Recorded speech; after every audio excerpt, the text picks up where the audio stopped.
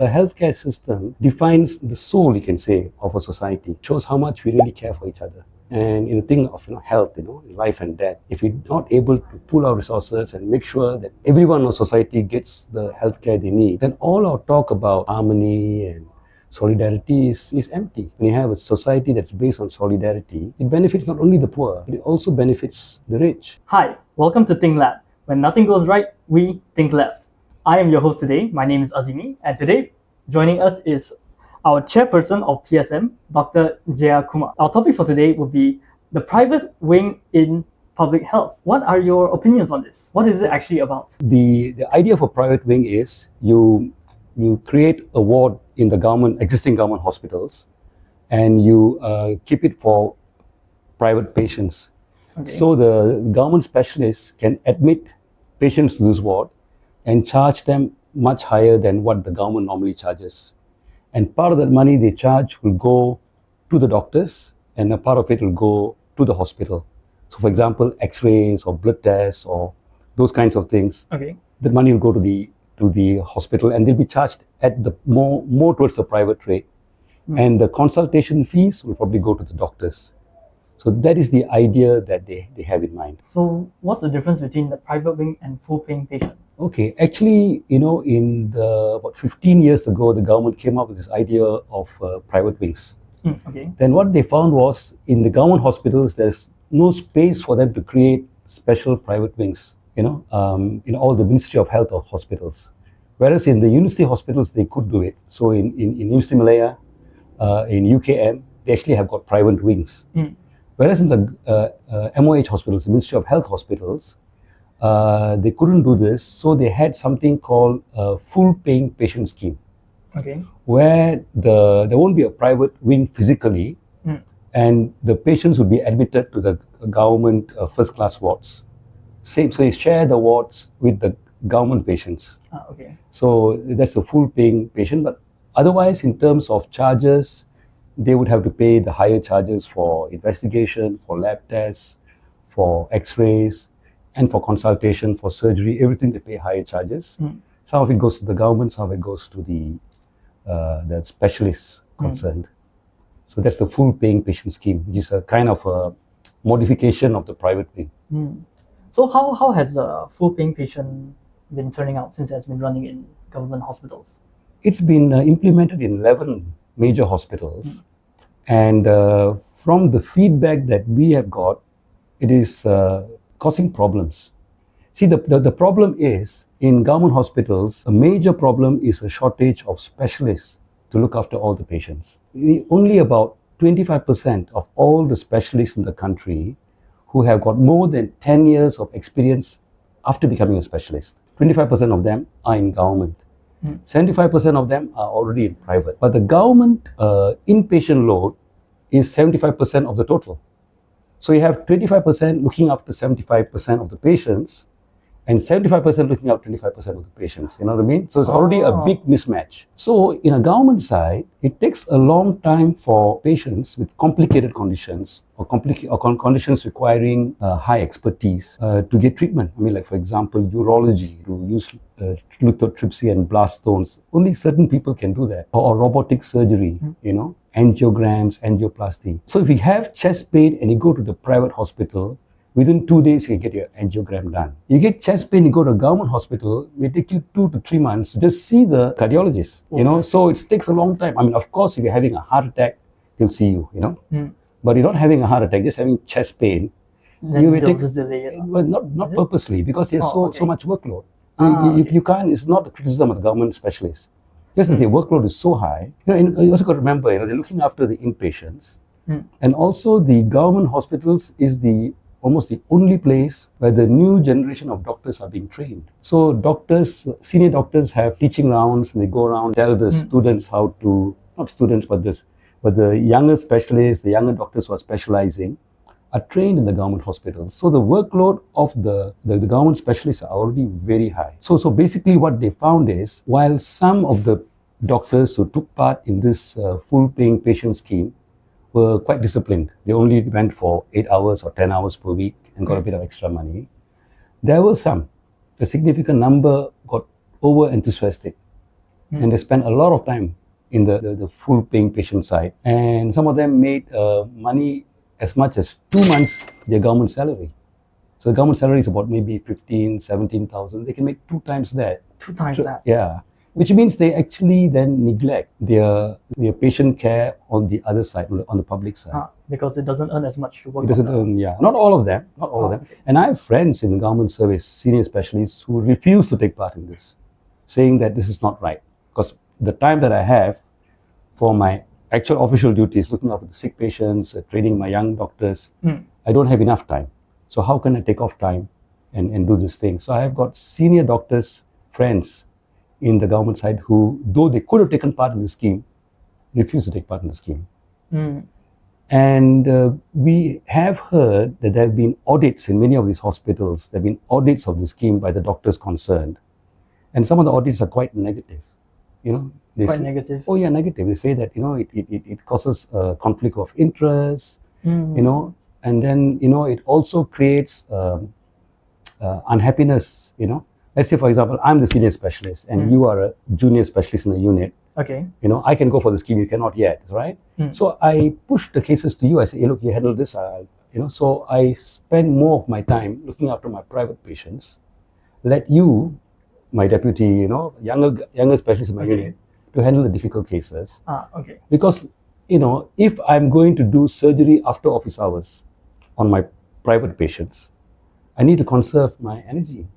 So if I do the difficult cancer case in the morning that takes me 4 or 5 hours, and then the afternoon I come and do the private cases, which probably be lighter, will be easier, will be simple hernias or things that actually my juniors can handle. But because they're paying for me, I got to do it myself.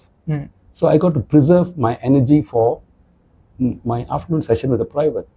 So the morning one, I'll say, okay, you go ahead, Amir, you go ahead and do, you go ahead and do this case.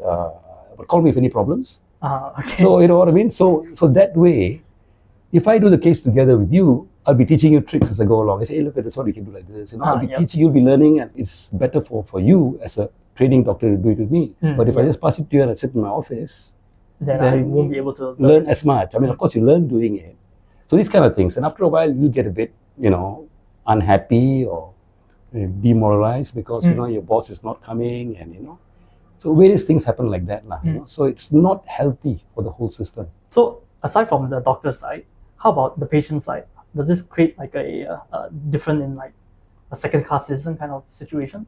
Yeah, it definitely does. I mean, it's already a difference in the level of treatment that patients get in Malaysia.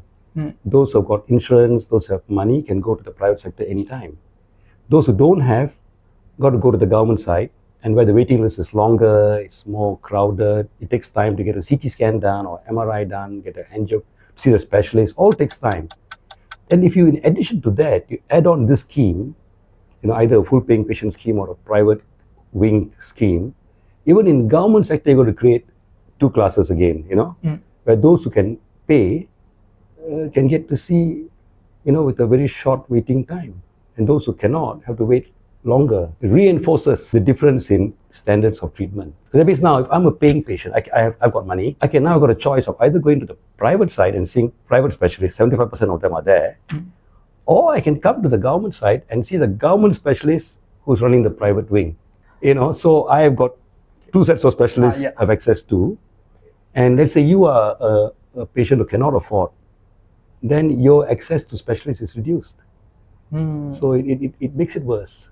Is this also because of a lack of specialists in Malaysia?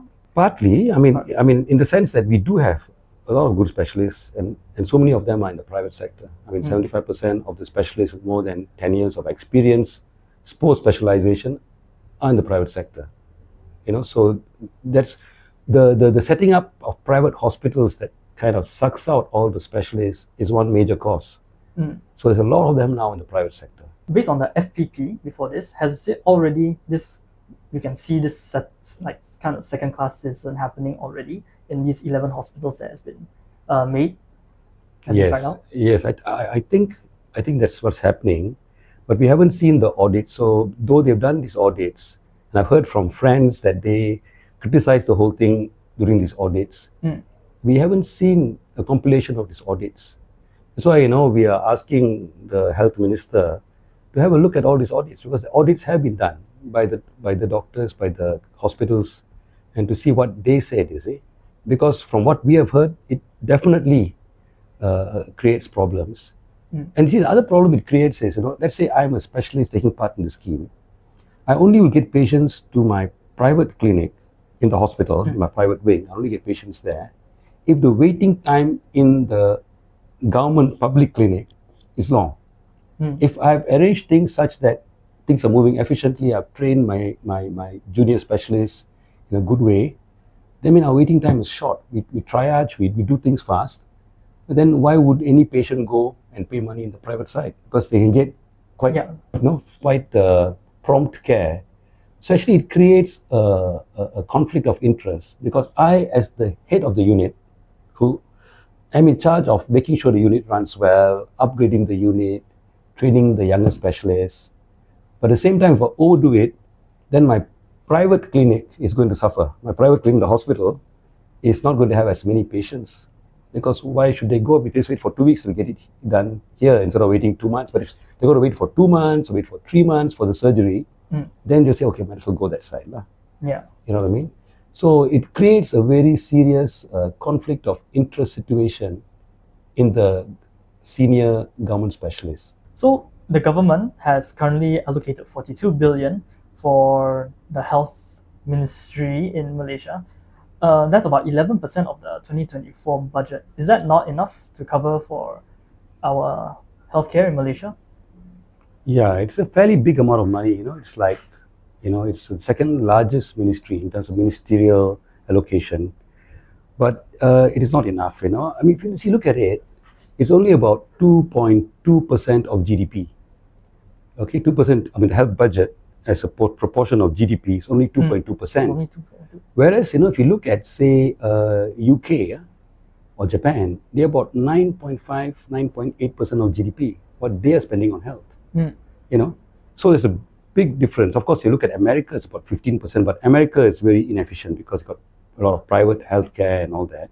Yeah. So it's so high, but ours is very low, So what a lot of NGOs and the PSM we've been asking for is to increase the government allocation for healthcare to at least 4 or 5%, almost double it from what it is now. And right now, if you look at the government, you just go to any government hospital, you can see that there's not enough allocation. The emergency units are so packed, patients requiring admission are just kept in emergency for maybe up to 1 day, 1.5 days, because no places in the ward for them to go, no beds for them. You go to the wards are packed. You have the normal beds, then you have one more bed in between, then you have the corridor beds. You know what I mean? You've seen, you've gone to government hospitals. So it's very clear, look at the government hospital, my God, it looks terrible. And the number of nurses you have in the ward aren't sufficient elsewhere. So it's all that shows that there's not enough money being put for physical facilities and for trained staff as well. So we need more money. We need money for our healthcare. But let's say like America, right? You said it's 15%, right? But yet it's still inefficient. So even if we were, let's say Malaysia, we were to raise it in Malaysia, how can we make it more efficient? Well, I guess you could take the profit motive out. I mean, if in America, the problem is, even drug costs in America are so high compared to the drugs are being made by the companies there, but the drug costs are higher than the same drug in other countries, because the pharmaceuticals there have got so much power, and they misuse the patency laws, and they keep they call it something called evergreening. They keep the drugs always like a patented drug, and they can charge monopoly prices. So things like that in America that are going on, there's too much of capitalism. Okay. And so it's bad, Yeah. Okay. But how about insurance in Malaysia? So why not, if we privatize it, maybe we could have insurance companies come in to compensate for our lack of government spending in Malaysia?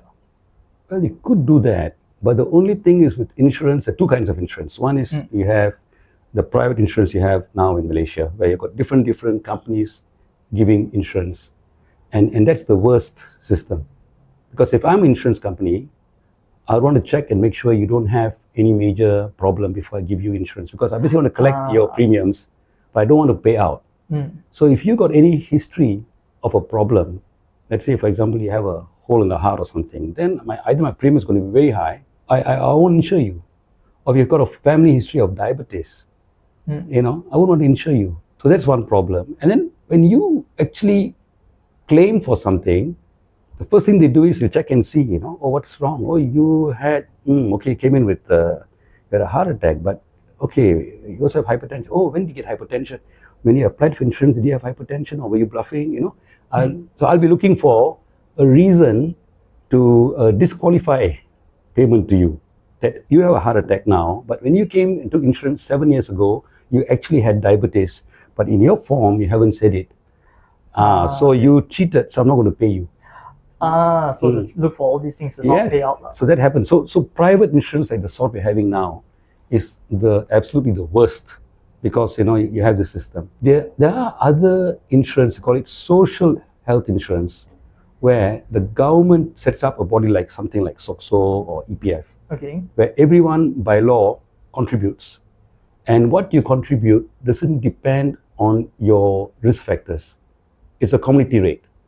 And in some countries, if you're poor, you pay less. If those earning more, pay more, to the insurance. So you get a pool. So that pool is more equitable, it's more fair. So like in Korea, Taiwan, the richer people pay a bit more. Poorer people pay less, but they get the same treatment. So you pool all that. And so no one is excluded. Even if you have got a hole in the heart or whatever, you still are taken on by the insurance. That is a better system than the private one. And that's the one that some people in Malaysia, some in the Ministry of Health, and some even in MMA, the Malaysian Medical Association, they're saying, let's go for that. Now, the thing is, we have been not for that, PSM is not for that, because it basically means you have to pay one more fee from your wages. You're paying for SOXO, you're paying for EPF. Now you also got to pay for health insurance. And if you wanted to cover that 40 billion, you got to pay something like 10% of everyone's pay towards that. So that means your disposable income is going to go down. You see, if we had wages like they have in Europe, then it's fine. But here in Malaysia, the wages of, say, teachers or factory workers is about 1/7 of that in Europe. We have something called wage suppression, because the whole previous colonial structure and all that. The wages in Malaysia and other third world countries is a fraction of the wages in the advanced countries. So we have a problem already having low wages. We're already having, subtractions, EPF and SOXO.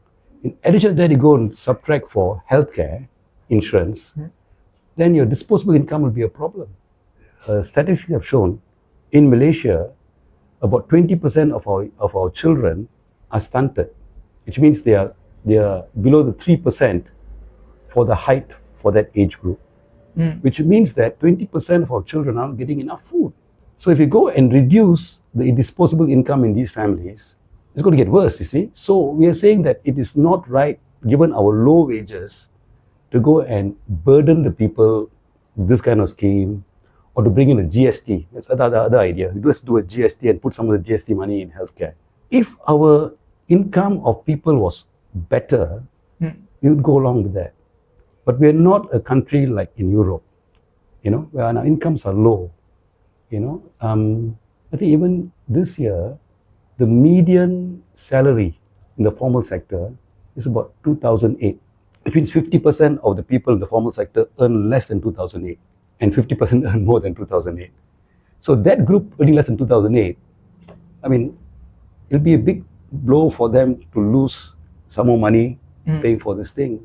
And then don't forget, you have, the formal sector is only about 8 point something million workers. If you look at the EPF contributors, it's about 8 point something.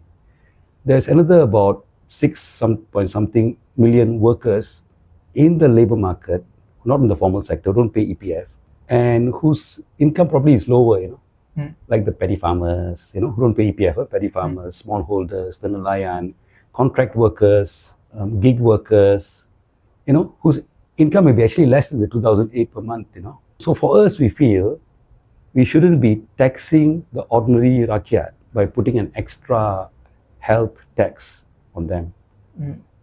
So of course, social health insurance is much better than private insurance. Yes, and some insurance is better than no insurance. But we already have a tax-based system which is the best system of all. Best system of all, as in out of the entire world, or in the how entire do you world. I rank mean, it? yeah, because in a tax-based system like we have, what England has, is that you general taxes, and the rich companies, the rich people pay more, and from that stock we use it to provide basic facilities to people. So it's distributive. You distribute the wealth of the people of the country to help everyone in society. So that's the best system. I mean, for us, we think that's the best system. Okay. Instead of you pay for yourself, you pay, and what you pay goes for your healthcare. So it means like it's your business. What you pay is for you and your family. And if you don't have enough savings for health, hard luck, it's your problem. That's not a good idea, see. So yeah. But in that case, if like let's say you don't have this socialized insurance, or you don't have this privatized insurance, and you're not paying directly from pockets, how are we going to get the money? Where's the government going to get the rest of the money to pay for our healthcare system? Well, it has to be from taxing the large income earners. You see, there has been a big problem, not only in Malaysia, but in the whole world, including the West, where, after the collapse of the Soviet Union, in 1990, what has happened is the world economic architecture has become very much more liberalized, which allows companies to go wherever and invest and then come back and sell their goods. So like, for example, in Southeast Asia, we've got this free trade agreement where we are now, our tariffs are 0% for about 98% of goods. So that means if I bring in shoes from Thailand, I don't have to pay an import tax. If I bring in clothes from Thailand to Malaysia, I don't have to pay. So if you have a shoe manufacturer or a clothes manufacturer in Malaysia, and you increase his corporate tax, he might think, okay, you do that, okay. Then when he wants to expand his factory, let's say he wants to build a larger factory or renew his factory, he'll do it in Thailand or in Vietnam, where the corporate tax is less. So that's what's been happening across the world, you see. Because you've liberalized it. Because let's say if there were tariffs that we only allow people to sell shoes here, but if coming in from outside, we'll put a 10% tax or 15% tax on the shoe. Then, being in this country is a benefit. Staying here and producing shoes is a benefit to get the local market. But now we've got these free trade agreements all over the place. They can go to China, produce shoes, and bring it in here without any taxes. So that means if we increase our corporate tax too much, we will lose investment, and we lose jobs. We'll have unemployment. So that has been happening all over the world. So in Malaysia, we had a corporate tax of 40% in the 1980s. Now it's down to 24%, because we have been competing with Thailand, with Vietnam, with Indonesia for foreign direct investment.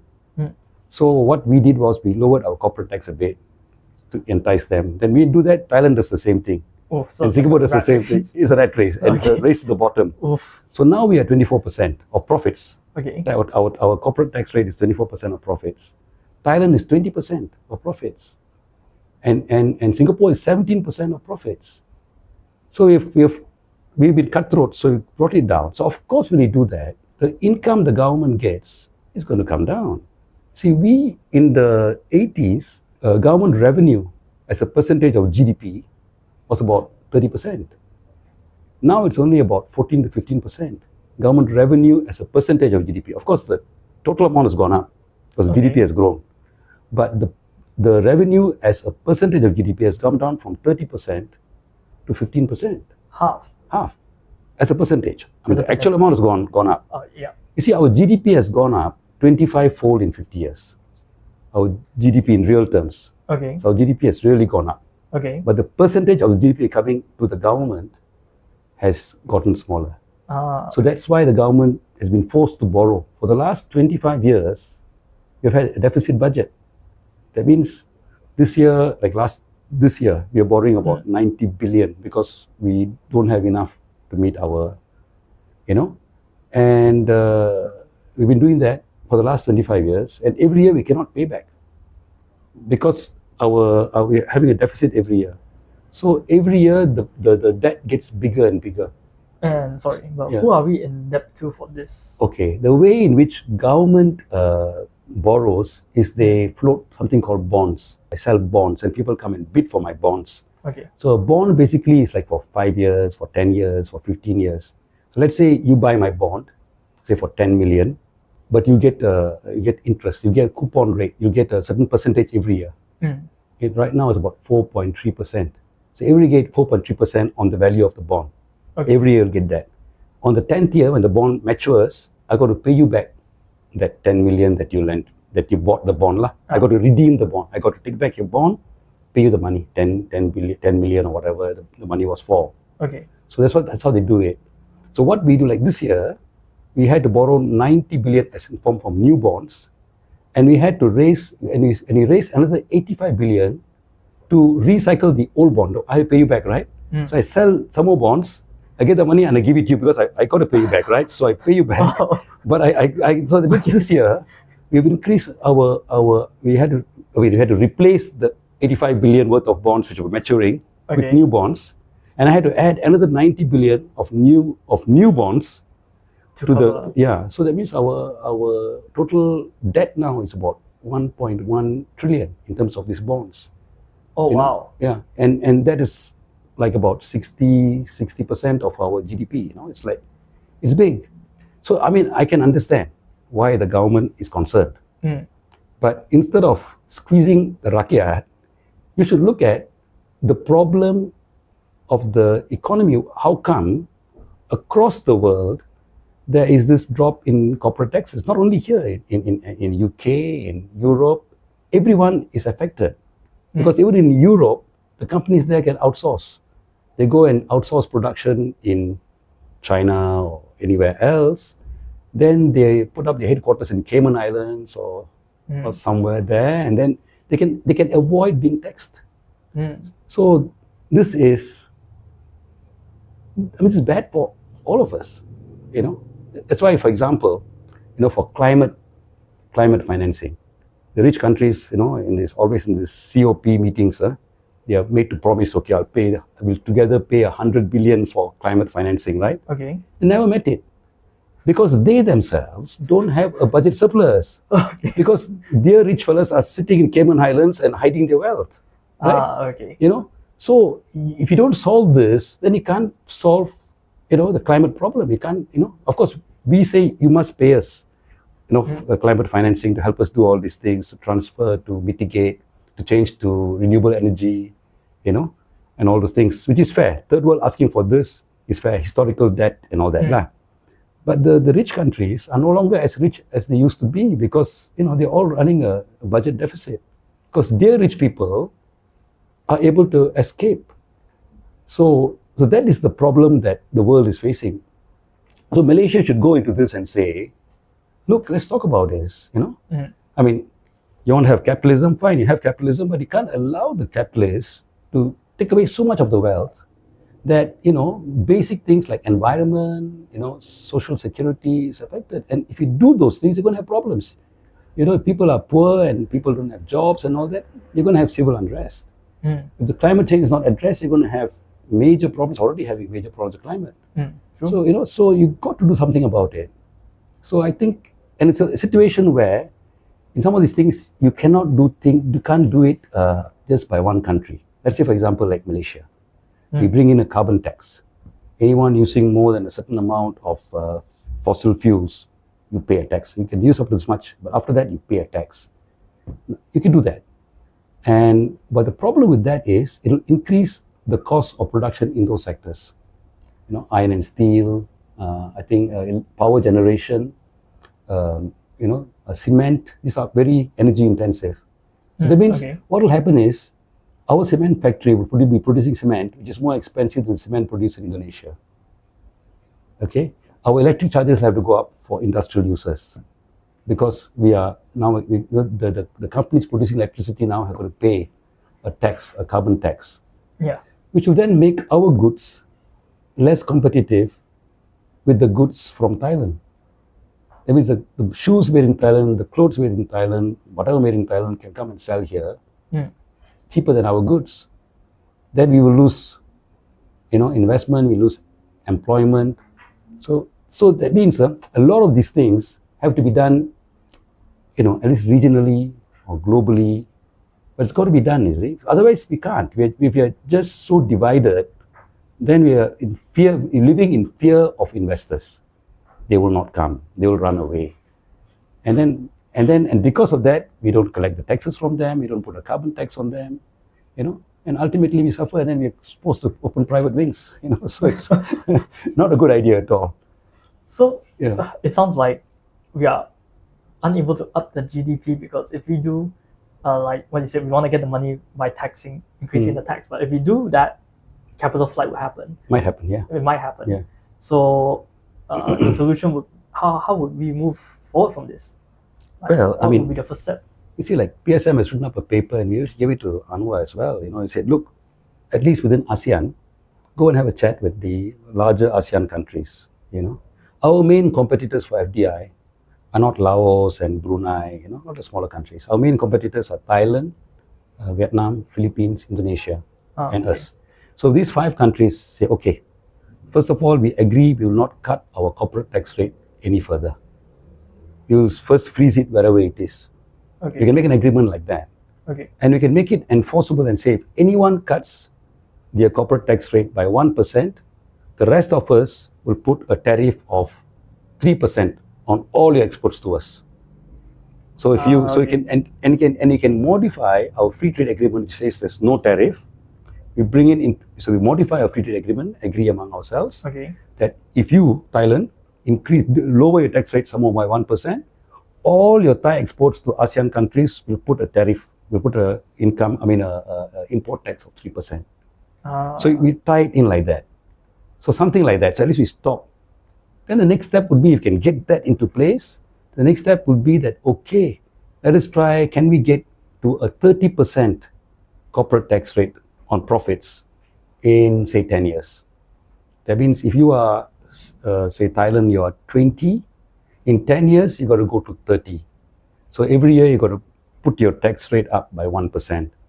Okay. We are 24, we got to go up by 0.6%, our tax rate on corporate profits for 10 years, and we also get to 30. So at the end of 10 years, we are all at 30% of corporate profits. Doable, is it?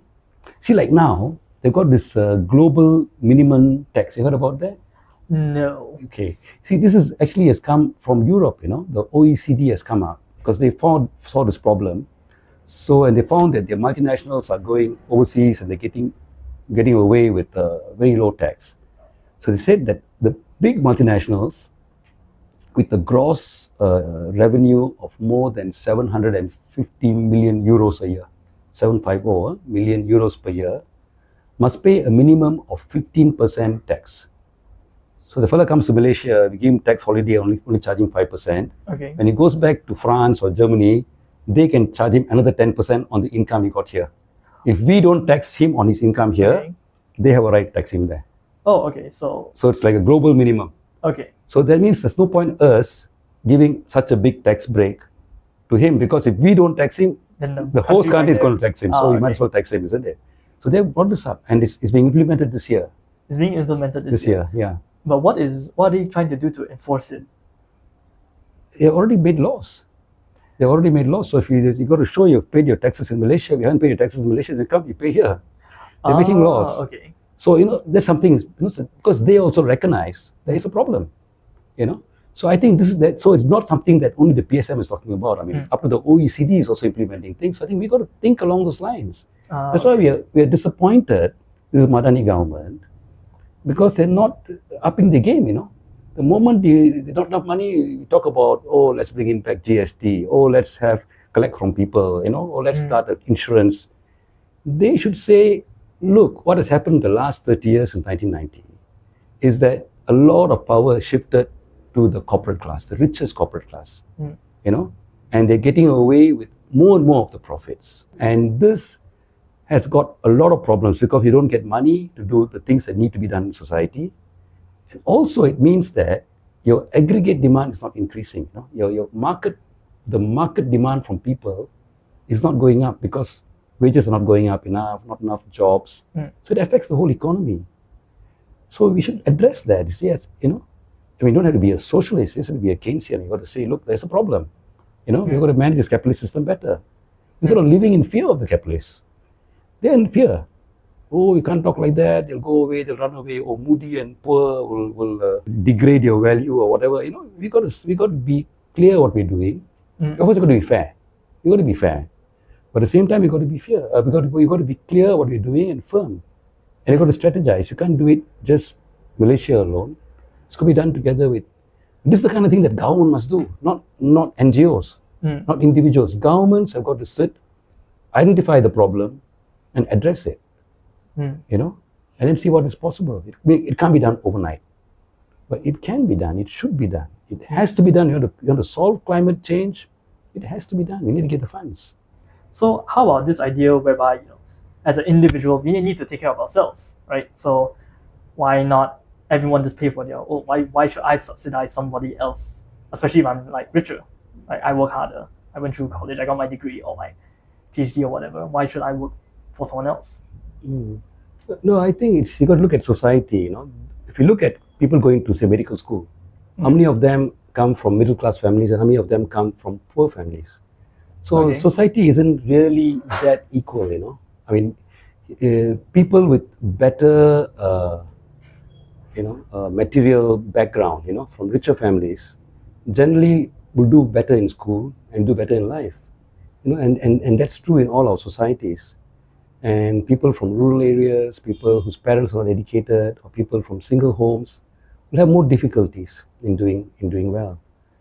And if you don't look after the people in society, who are disadvantaged, there'll be resentment.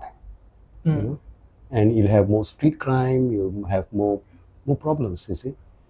So I think we need to build solidarity. And we talk about masyarakat yang mesra, caring society and all that.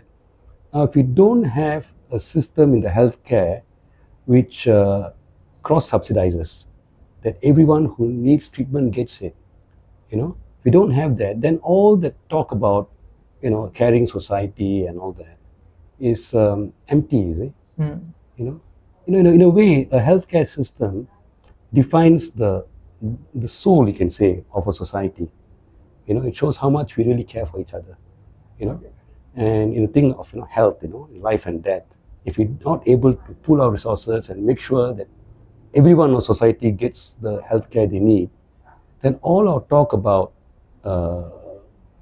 harmony and solidarity is empty. So I think it's a very practical demonstration of the level of care that we have for each other. And it has something that economists call a positive externality.